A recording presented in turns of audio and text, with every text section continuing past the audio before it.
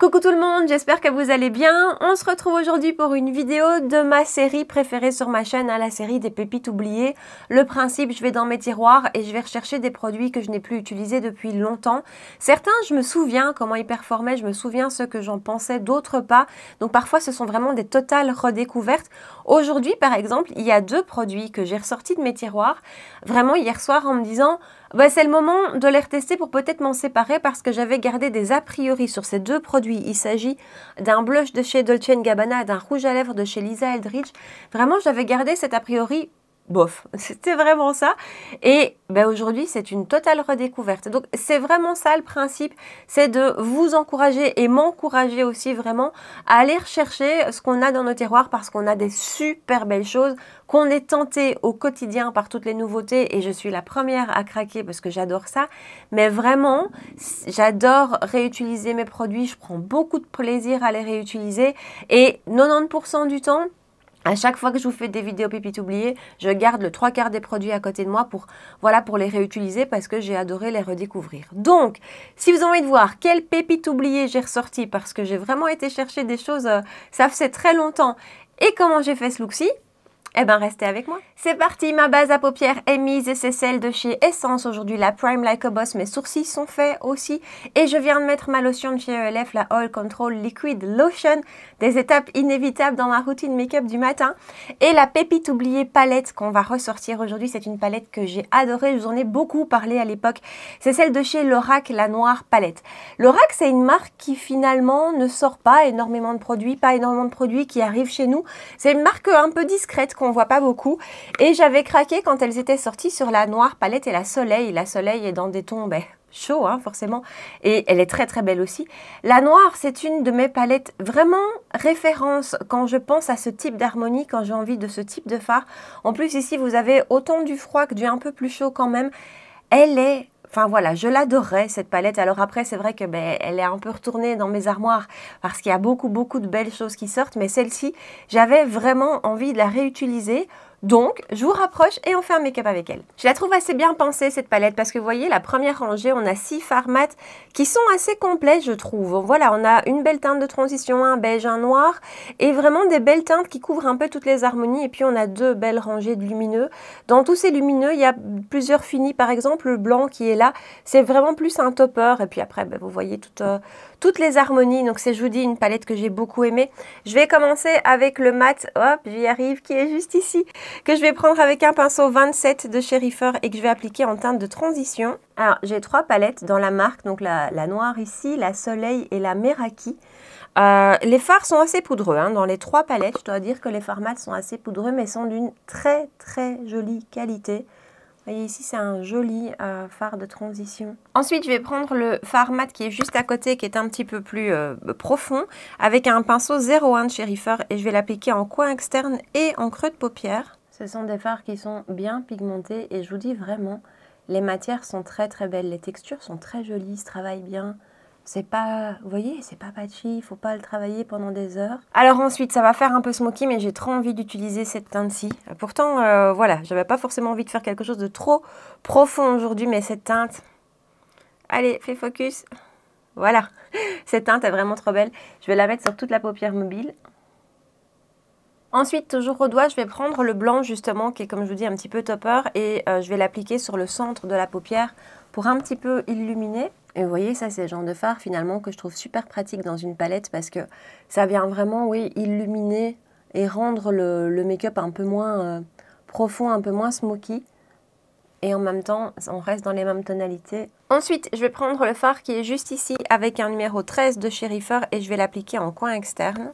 Et puis un pinceau propre, c'est le 14 de chez Reefer et je vais venir juste estomper les matières entre elles dans le creux et ce que j'ai posé sur l'arcade. Voilà pour le make-up des yeux, petit ras de cils et on passe au teint. Et voilà, alors j'ai fait un petit mix de crayons, un petit mélange de crayons en muqueuse et en ras de cils, mais vraiment très proche des cils. Crayon de chez Kiko de la collection Noël, le côté mat ici c'est la teinte 02, pardon. Le côté gris un petit peu vert. Et par-dessus en ras de cils, j'ai rajouté le Maybelline Tattoo Liner en teinte 940 Rich Amethyst. J'ai fait un petit mélange des deux parce que je voulais une toute petite touche de prune, ça ne se voit pas. Mais voilà, cette crayon-ci, alors vous savez à quel point j'adore les Victoria Beckham, vraiment, enfin voilà, ce sont des crayons qui sont fantastiques, mais qui sont chers. Ceux de chez Maybelline, je sais, je vous en ai déjà parlé plein de fois, mais les tattoo liners, franchement, ils sont impressionnants, ces crayons. Donc voilà. On passe au teint. Et là, j'ai ressorti ma base de chez Danessa Myricks, la Smooth Fix FX. C'est une base qui, normalement, a un petit côté matifiant. C'est un peu comme un gel. Et il a du mal à faire focus aujourd'hui. Et dedans, il y a des micro-particules un petit peu dorées. Et c'est aussi une base qui va avoir un côté floutant. Alors, je l'avais beaucoup aimé quand je l'avais acheté. Et puis, je l'ai rangé parce que c'est bête. Parce qu'elle n'est pas donnée. En fait, non, son prix, ça va. Je crois que c'est une trentaine d'euros. Mais on a 15 millilitres. Donc, on a 2 fois moins de produits qu'habituellement. Et donc, j'ai un petit côté... je ne sais pas si c'est économe, mais qui n'a pas envie de voir le produit s'épuiser, donc je l'ai rangé. C'est bête, hein, parce que bon, en même temps, des produits, il ne faut pas non plus les garder ouverts 10 ans. Donc voilà, je me suis dit que j'allais la ressortir et peut-être la garder à côté de moi dans l'idée de la terminer. Mais c'est une base que je me souviens que j'aimais beaucoup. Par contre, je ne me souvenais pas à quel point elle avait ce côté, je ne sais pas, doux, complètement. C'est très très doux sur la peau. C'est un petit peu épais quand même. Je ne peux pas vous dire que c'est une texture qui est fine, c'est un petit peu épais. C'est vraiment une texture à la fois gel en texture et quand on la voit, mais quand on l'applique, c'est un petit peu un effet crémeux, c'est assez spécial. Et elle vient très bien flouter les pores, donc ça c'est chouette. Mais je vous dis, je l'avais assez vite rangée de peur de la terminer. Mais j'avais oublié à quel point elle était un petit peu épaisse, elle me laisse comme ça une texture vraiment sur la main. Je ne peux pas dire qu'elle est grasse, mais elle a quand même ce côté limite hydratant. C'est assez spécial. Alors que c'est une base qui est censée être un peu matifiante. Oui, gel matifiant et affinant. Parce que j'ai eu un doute quand même. Mais voilà, on va lui laisser 1 minute ou 2 pour se poser. Et je vais légèrement m'essuyer les mains. Et pour le teint, alors dans ma dernière vidéo nouveauté, je vous ai présenté un fond de teint poudre qui n'était pas une nouveauté réellement, un fond de teint poudre de chez MAC, et je vous ai montré que quand j'utilise des fonds de teint poudre, je fais la technique du reverse foundation, donc je fais un bronzer et un blush crème en dessous du fond de teint poudre parce que justement les fonds de teint poudre ont cette texture, je trouve, avec une couvrance qui est plutôt légère, et ça, je trouve que ça se marie très bien à cette technique-là. Je le fais aussi avec les fonds de teint liquides. Je ne peux même pas dire le terme fond de teint, avec les produits teints qui sont très fins en été, j'aime bien faire ça aussi, mais j'ai moins tendance à le faire en hiver avec d'autres textures peut-être un peu plus épaisses. On va tester aujourd'hui, je me suis dit que pourquoi pas, parce que vraiment j'aime beaucoup le rendu sur un produit poudre. Donc, Charlotte Tilbury Contour Wand en teinte pâle moyen. Alors, oui, d'habitude dans mes vidéos pépites oubliées, je vous parle vraiment de produits, j'arrive au bout je pense, je vous parle vraiment de produits que j'ai complètement oubliés et j'essaye de faire sortir un peu de produits. J'ai eu peur d'en mettre qui en est partout, qui gicle partout. Bref, donc en général, je vous sors des produits que je n'ai vraiment plus du tout utilisé depuis très longtemps. C'est le cas aujourd'hui pour la majorité, sauf pour ce produit-ci, le fond de teint et l'anti-cerne. Ce sont des produits que j'ai ressortis il n'y a pas 1000 ans, hein, mais il y a 1 semaine ou 2 que je les ressors et que je les réutilise. Et j'avais envie de vous en reparler parce que oui, ce sont des produits qui maintenant sont sortis depuis un petit temps. Alors ça, c'est clairement pas... voilà, ça c'est vraiment une pépite oubliée parce que ce produit de chez Charlotte Tilbury, je le trouve magnifique. Hein. Vraiment, je le trouve très très beau. Ça se fond en 2 secondes, ça se travaille super bien. Ça a une très bonne tenue aussi. Par contre, je vous l'ai déjà dit et je vous le redis à chaque fois, et ça doit être chiant d'ailleurs pour vous, mais je déteste ce packaging. Et donc du coup, je pense vraiment que je rachèterai pas rien qu'à cause du packaging. Alors oui, quand je fais une technique reverse foundation, je suis moins précise hein, que si je voulais faire un contour. Je pense que rien qu'à cause du packaging, je rachèterai pas. Et c'est le type de packaging que Charlotte Tilbury, elle aime beaucoup. Hein. Il y a les blush slash highlighters qui ont ce... Et les highlighters d'ailleurs, qui ont ce packaging-là, l'anti-cerne aussi avec cet embout mousse, je ne sais pas pourquoi. Et moi, vraiment, c'est un frein. Parce que c'est vraiment pas pratique, c'est sale, on en a plein les doigts. Voilà. Donc, quand je l'aurai terminé, je ne suis pas sûre que je le rachèterai. Et c'est comme l'équivalent que Tarte vient de sortir. J'aimerais bien tester pour voir si on est sur un dupe de celui-ci. Mais... voilà, j'hésite à cause de ce packaging. Alors, pépite oubliée, produit que j'ai très très peu utilisé et que là, je n'ai plus utilisé depuis super longtemps. C'est un blush crème de chez Dolce & Gabbana, donc les Dolce Blush Creamy Cheek and Lip Color, en teinte 30 provocative, un rose.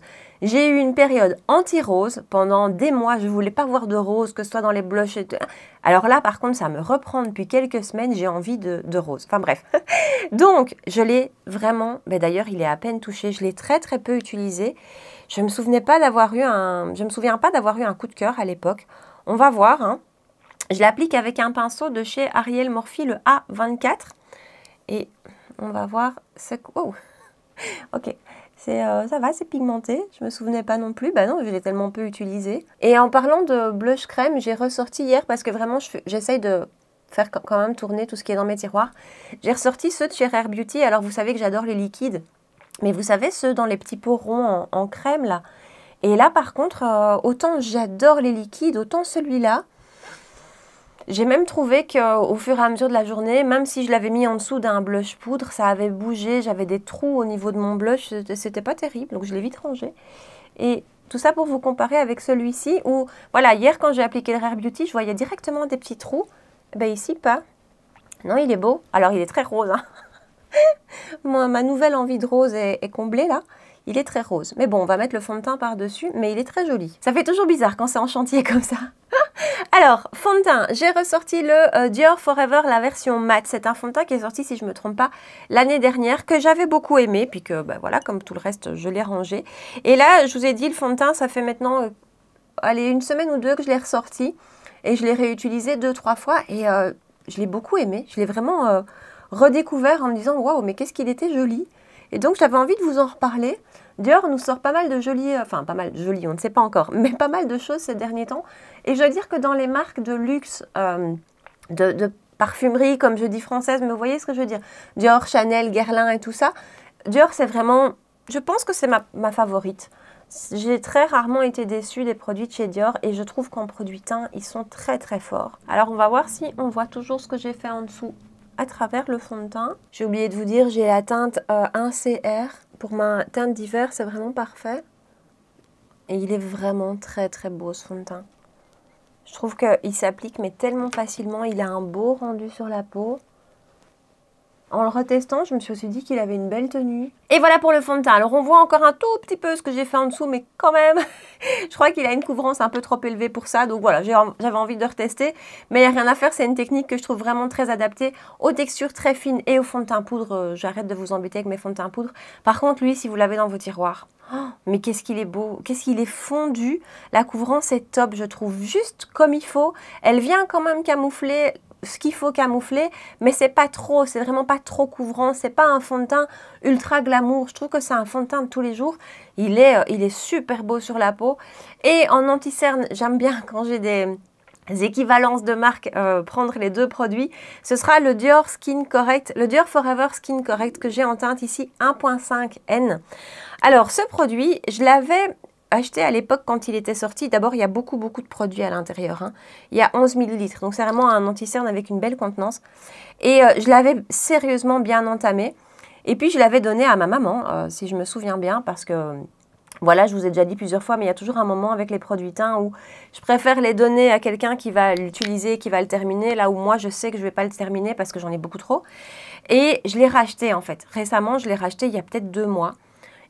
Mais qu'est-ce qu'il est beau. J'avais oublié à quel point il était beau. Je savais qu'il me plaisait, mais j'avais oublié à quel point il était beau et à quel point il me convient bien. Vraiment, moi qui suis vraiment un boulet avec mes anti-cernes, lui, je le trouve super beau, avec une belle tenue, un beau rendu, il marque pas. Enfin, il est vraiment très très beau cet anti-cerne, regardez. Juste top. Par contre, d'un point de vue teinte, 1.5, j'ai le fond de teint 1 CR. Alors, les sous-tons rosés, je trouve qu'ils donnent toujours un rendu un petit peu plus foncé que les autres sous-tons. Donc, 1 CR en teint, mais vous voyez que le 1.5, il faudrait pas plus clair, enfin, je trouve. Et bref, super belle redécouverte. Et puis là, ils ont annoncé, ils ont sorti, ils viennent de sortir la nouvelle version que j'attends. Je pense qu'elle arrive aujourd'hui d'ailleurs. Que j'attends parce que je le trouve tellement chouette que je suis très très curieuse de voir la nouvelle version, de les comparer. Donc on en reparlera, je pense, si j'ai le temps de faire mes tests à temps, parce que vous savez que j'aime bien tester les produits assez longtemps, en tout cas plusieurs fois avant de vous en parler. Je pense que dans la prochaine vidéo nouveauté de ce mois, on parlera de la nouvelle base de chez Dior et de l'anti-cerne. Mais regardez le rendu, la couvrance est franchement belle, hein.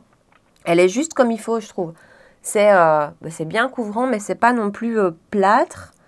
Et alors, c'est fondu, c'est complètement fondu. J'adore. Alors, je vais le poudrer. Je ne m'aventure pas dans une pépite oubliée en poudre pour le contour des yeux parce que je n'en ai pas, en fait. La seule que j'aime et qui ne me quitte pas, c'est celle de chez Huda et celle de chez Florasis. Mais voilà, aucune des deux n'est une pépite oubliée.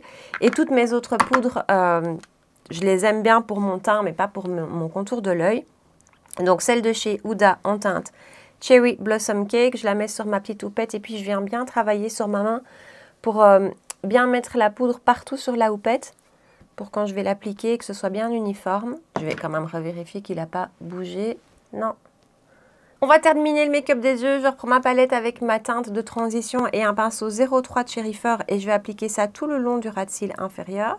Ensuite, toujours même pinceau, je vais prendre la teinte qui est juste à côté, donc qui est un petit peu plus foncée et je vais la mélanger, je pense, au dernier fard que j'ai utilisé et je vais appliquer ça donc sur le coin externe du ras de cils inférieur. Et ensuite avec la pointe du pinceau, c'est vraiment un pinceau qui est ultra fin, ultra précis, je vais prendre le lumineux qui est juste là et ensuite je viendrai rajouter un petit peu du blanc que j'ai utilisé. Je fais exactement la même chose que j'ai fait en paupière supérieure. Voilà, voilà. Et en muqueuse, rajoute un petit peu le crayon de chez Kiko, l'autre côté, le côté lumineux et je vais mettre ça en muqueuse. Et en mascara, aujourd'hui, j'ai sorti le 8 de chez Lancôme, le Hypnose 8 ou le 8 Hypnose, enfin voilà. Alors, c'est pas un très très vieux produit, c'est pas vraiment une vraie pépite oubliée, mais je vous le dis à chaque fois, mascara, j'en ai pas des très vieux dans mes tiroirs parce qu'en général, on essaye de garder ça pas trop longtemps, bien que celui-ci, il est quand même quelques mois. Et je l'avais pas adoré dans mon souvenir, ce mascara, ça a pas été un waouh incroyable. Voilà comment se présente sa brosse. J'ai l'impression qu'il y a du soin à l'intérieur. Et en fait, j'allais pas forcément le réutiliser aujourd'hui, et puis hier, il y a une Instagrammeuse que je suis et que j'aime beaucoup. J'ai oublié son nom parce que c'est assez compliqué. C'est Ricky quelque chose. Je vous mettrai le lien de sa page Instagram ici en dessous au cas où vous avez envie d'aller voir. Elle fait des looks qui sont très beaux, très glowy, naturels. Elle est très très belle. Et elle l'utilisait hier. Et quand j'ai vu le rendu, surtout qu'elle l'utilisait sur un make-up des yeux qui était très léger. Donc on voyait très bien le mascara. Je me suis dit waouh, qu'est-ce qu'il est beau. Donc voilà, on va réessayer ça aujourd'hui. Donc je l'applique. Alors bon, moi par contre, on peut pas dire que j'ai un make-up des yeux très léger. Voilà pour une couche. Bon, vous êtes loin, mais même de près, je trouve que c'est pas bluffant. Bon, c'est une couche, hein, on va en mettre plusieurs. Mais en fait, je trouve que ce mascara, c'est joli, enfin, voilà, ça ne peut pas dire que c'est moche. Hein, mais je trouve qu'il fait rien complètement. On peut pas dire qu'il m'apporte de la longueur, il fait pas de paquet, ça c'est très chouette. On peut pas dire qu'il m'apporte de la longueur, un petit peu de volume, mais c'est pas imbattable. Peut-être qu'il les recourbe un peu. Bon, voilà pour la première couche, on va continuer. Après, je vais juste remettre un petit peu de blush crème, comme il ne se voit quand même plus du tout. Voilà, j'en remets juste un petit peu. Oui, je vous dis, je suis dans ma folie rose pour le moment. Et avec ce pinceau-ci, c'est très chouette. C'est un pinceau donc du kit Ariel Morphe. D'ailleurs, j'ai l'impression que j'ai vu passer, mais que c'est pas encore dispo sur Look Fantastique. On dirait qu'ils ont refait un kit avec juste des pinceaux teints et que certains commencent à se vendre à individuel. En tout cas, j'ai vu l'éponge en individuel. Celui-ci, il est super. Autant pour le fond de teint que pour les produits liquides, il est vraiment super. Voilà, j'en ai remis un petit peu. Donc, je vais poudrer. Et là, ma pépite oubliée, c'est celle de chez Catrice, la Clean ID. Alors, je ne sais pas si vous vous souvenez, si vous étiez déjà là à l'époque, mais pendant des mois, voire des années, je vous ai bassiné avec cette poudre. Je n'utilisais qu'elle, j'en ai encore 3 en backup. Et puis est arrivée celle de chez Huda, que j'adore parce que franchement, pour ma matité, pour mes brillances, il n'y a pas plus efficace qu'Huda. Et pour mon contour de l'œil aussi. Mais du coup, j'ai eu envie de réutiliser celle-ci parce que je l'adorais. Donc, je l'ai mise de ce côté-ci, hein, parce que je l'adorais. Et je dois dire que c'est vraiment une poudre qui apporte de la couvrance. Alors, en plus, je l'applique à l'éponge, enfin, à la houppette. Hein, donc, ça éclaircit aussi un petit peu mon teint. Mais par contre, ça apporte de la couvrance et ça vient flouter. Alors, ouais, je ne suis pas sûre que vous allez voir, je crois pas. Mais ça vient flouter. Je l'adorais, cette poudre. Vraiment, j'en ai utilisé, je ne sais pas combien, mais j'en ai vidé plusieurs. Et je vous dis, j'en ai un stock parce que j'avais tellement peur qu'on ne la trouve plus. Et elle coûte 5 € peut-être, 5 ou 6 €. Non, elle est très très belle. Hein. Je crois que ça, je vais la garder près de moi et que je vais lui refaire un peu sa fête. Parce qu'elle est très très belle. C'est vraiment une poudre qui apporte de la couvrance. Un petit peu comme celle de chez Kiko de Noël que j'aime tant, qui est teintée et qui vient un petit peu du coup foncer mon teint. C'est ça que j'aime bien aussi, parce que parfois je suis trop blanche. Et donc, ce sont des poudres qui apportent de la couvrance, qui viennent vraiment flouter. Alors, celle-ci, elle m'éclaircit un petit peu le teint aujourd'hui, mais non, c'est beau. Non, franchement, elle est belle. Ça, je pense que je vais la garder à côté de moi. Alors, en bronzer, j'ai eu envie de ressortir celui de chez Too Faced, le Chocolate Soleil, le mat. Vous savez que récemment est sorti le Chocolate Soleil naturel, que je le trouve, je l'adore, vraiment, c'est un de mes favoris. Et du coup, ça m'a donné envie de ressortir celui-ci. C'est un peu un bronzer iconique hein, de chez Too Faced. Enfin, c'est vraiment un bronzer qui existe depuis très longtemps et que j'aimais beaucoup et que je vais appliquer. Oh, qu'est-ce que ça sent bon! C'est fou parce que ces odeurs, elles restent même des années après. Pinceau justement de chez Too Faced, le Mr. Right, il est très très chouette ce pinceau. C'est un de mes pinceaux favoris d'ailleurs pour le bronzer. Là, ce bronzer-ci, ça fait des années hein, que je ne l'ai plus utilisé. Et il est beau. Oui, il est vraiment très beau. Je trouve que Too Faced, pour leurs produits teint en général, ils sont forts. Autant les produits pour les yeux, les palettes, c'est très joli. Ça ne m'attire pas. Autant je trouve que les produits teint et les produits pour les lèvres, ils sont vraiment très forts. Le fond de teint Peach Perfect, je ne sais pas si vous vous souvenez. Oh, il était beau ce fond de teint, ils l'ont discontinué. Ah non, il est très très beau ce bronzer. On n'est pas du tout sur la même teinte que le nouveau, le naturel, hein, qui est plus naturel, qui est un petit peu plus chaud aussi. Celui-ci est très très chouette. Ok, ça c'est une très belle redécouverte. Si vous l'avez dans vos tiroirs, ressortez-le, il est trop beau. Ah, lui, je le garde à côté de moi. J'adore. En blush poudre, oui. On va mettre un petit peu de blush poudre, même si franchement, le Dolce & Gabbana, autant pigmentation qu'application, tout ça, je trouve que vraiment chouette. Glowish de chez Huda Beauty, les Caring Coral, le 02. Tout petit blush que j'applique avec un pinceau Morphe E4. Là aussi, j'ai oublié comment il se comportait. Elle a sorti des nouvelles teintes. Hein. Il y en a une ou deux qui ont l'air très sympas. Et, mais c'est vrai que ceci, ça fait très longtemps. Wow, c'est quand même bien pigmenté. Oui, c'est quand même bien pigmenté. Le bronzer est très beau aussi dans cette gamme-ci. Ça, c'est très, très joli. Le problème quand je vous fais ces vidéos, c'est que tout ce que je redécouvre, je les garde. Enfin, c'est pas un problème, c'est tant mieux. Je les garde à côté de moi ensuite parce que, oui, c'est vraiment très beau. Ok, j'aime beaucoup le blush. Bon, je reviens à mon mascara que j'ai un petit peu oublié. Je vais mettre une deuxième couche. Deuxième couche ici. Je ne sais pas du tout si vous allez le voir. C'est quand même vachement mieux déjà. Ah, vous allez me dire c'est normal, mais tout de suite, en fait, c'est vraiment, je pense, un mascara qui doit être construit. Ça ne plaît pas forcément à tout le monde. Hein. Parfois, on a envie d'un mascara où, voilà, en une couche, c'est fait. On verra, on va en mettre une troisième, je pense. Là, déjà, 2 couches, ça me plaît un peu plus. Highlighter. Alors, j'ai ressorti celui de chez Bobbi Brown, l'highlighter powder, on fait simple, en teinte Pink Glow. Ça, c'est un highlighter que j'aimais beaucoup à l'époque. C'était un peu ma référence highlighter rosé. Vous voyez, il est un peu marbré, donc ça va dépendre de où vous allez aller chercher. Moi, j'ai quand même beaucoup plus de blanc que de rose. Et je l'applique avec un pinceau highlighter de chez Milani. Il est joli quand même. Il est fin. Après, par exemple, je préfère les Rare Beauty. Je vais vous embêter avec les Rare Beauty, ça je vous le dis déjà. Je ne les porte plus que ça. Je préfère les Rare Beauty, je trouve que c'est plus fondu. Après, quand même, celui-ci est joli. Il est fin. La teinte est très jolie. On voit quand même le rose ressortir, en tout cas de tout près. Il n'est pas trop givré, mais un petit peu quand même, ce qui est assez sympa pour l'hiver. Allez, encore une petite couche de mascara. Une troisième avant de passer aux lèvres. Bon, écoutez, avec 3 couches, il est très beau. Avec 3 couches, il est vraiment très beau. Il fait volume et il fait longueur. Vraiment.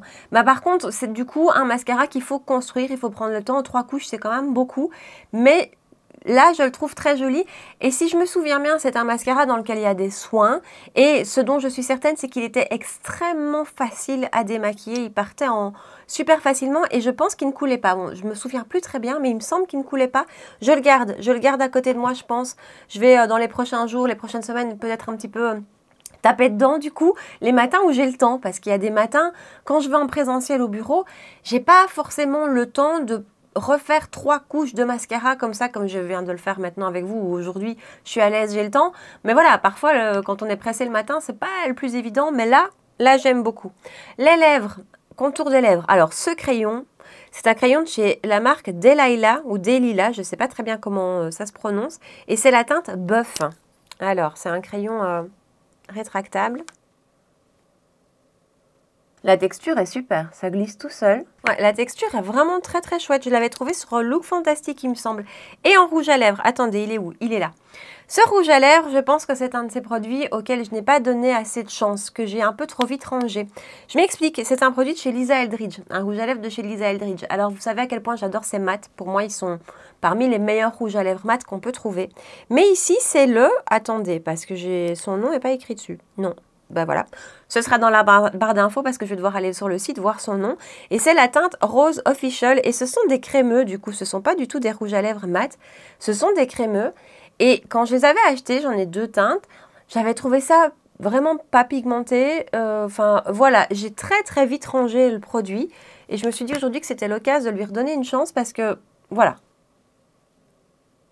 Et voilà son rendu et honnêtement il est bien pigmenté. Je sais pas pourquoi j'avais cette idée-là. J'ai du coup ressorti les 2 autres que j'ai. Dance Card, c'est lui qui m'avait vraiment laissé ce souvenir. Mais voilà, mais déjà de par sa teinte, il va être moins pigmenté. Et j'ai Spirited Away qui est juste ici. Ça, vous aurez vu les 3 teintes que j'ai. Écoutez, je pense que je vais les retester un petit peu ces prochains jours parce que celui-ci, alors c'est vraiment un crémeux, mais non, il est bien. Je ne sais pas pourquoi je l'avais aussi vite remis dans le placard, il est bien et j'aime beaucoup la teinte. Et en fait, je vous dis, dans ma tête, il n'était pas pigmenté, mais si. Allez, un petit peu de spray de finition, celui de chez Charlotte Tilbury, c'est pas une pépite oubliée, en même temps, c'est un des seuls que j'ai. Par-dessus, une petite touche du One Size que je vais lui vraiment mettre en focus sur ma zone T. Et voilà pour le look final avec ces pépites oubliées. Écoutez, encore une fois, comme bien souvent, je pense que ces vidéos portent bien leur nom. On a vraiment des pépites dans nos tiroirs et on les oublie trop facilement parce que tout ce que j'ai retesté aujourd'hui, je dois dire que certains ont été des fameuses belles redécouvertes. Enfin, on va voir hein, comment ça se passe sur la journée, comment il tient et tout ça. Ça reste un rouge à lèvres crémeux. Mais lui, par exemple, vraiment, je vous assure, ça faisait des mois, voire des années, peut-être 1 an, que j'y avais plus touché parce que j'avais gardé cet a priori et que voilà, et il est super joli. La palette noire de chez Lorac, si vous aimez ce genre de teinte, si vous avez aimé la Glam palette, je ne sais pas pourquoi, pour moi je les associe et je pense que je les ai eues à l'époque plus ou moins en même temps. Et que celle-ci, j'y suis retournée encore plus que vers la Glam de chez Natasha Denona. Donc ça, c'est une magnifique palette. Les produits teintes chez Dior, j'avais oublié. Donc là, je vous dis, ça fait quand même 2 semaines maintenant que je l'ai redécouvert, celui-ci. Mais j'avais oublié à quel point il était beau. Lui, pareil. Le bronzer de chez Too Faced, mais il est trop joli. Ça, je le garde, c'est sûr. Idem pour le blush de chez Huda Beauty, le Glowish. Et alors lui, un peu comme les rouges à lèvres de chez Lisa Eldridge, je l'ai trop vite rangé. Je lui ai pas donné assez de chance et finalement, j'adore le rendu. Donc voilà, je suis encore une fois super contente des redécouvertes que j'ai fait aujourd'hui. Et comme d'habitude, comme à chaque fois que je vous fais ces vidéos, il y a plein de produits qui vont du coup rester à côté de moi et que je vais vraiment réutiliser dans les prochaines semaines. J'espère que la vidéo vous a plu. Partagez-moi ici en bas dans les commentaires. Dites-moi si vous avez fait des belles redécouvertes dans vos tiroirs ces derniers mois, ces dernières semaines. Est-ce qu'il y a des produits comme ça que vous aviez oubliés et puis qu'un jour vous avez découvert et que vous vous êtes dit mais pourquoi j'ai arrêté de l'utiliser? Voilà, partagez-moi ça ici en bas. Comme d'habitude, comme je vous dis à chaque fois, vous savez que ces vidéos sont récurrentes hein, sur ma chaîne. C'est vraiment une série que j'adore faire. S'il y a des produits que vous savez que j'ai, c'est le principe, hein, c'est que je les achète pas, et que vous avez envie de les revoir en action, palette, fond de teint, tout ça, dites-moi tout ça ici en bas. Et donc, comme d'habitude, si vous avez aimé la vidéo et si vous avez passé un bon moment avec moi, n'hésitez pas, rejoignez-moi sur Instagram pour qu'on puisse discuter ensemble. Vous pouvez aussi liker la vidéo, me laisser un petit pouce bleu juste ici en bas et vous abonner si ce n'est pas encore fait. 2 rendez-vous make-up par semaine, les mercredis soirs 19h et les dimanches matins à 9h. Voilà. En attendant, prenez bien soin de vous et je vous dis à très bientôt. Ciao!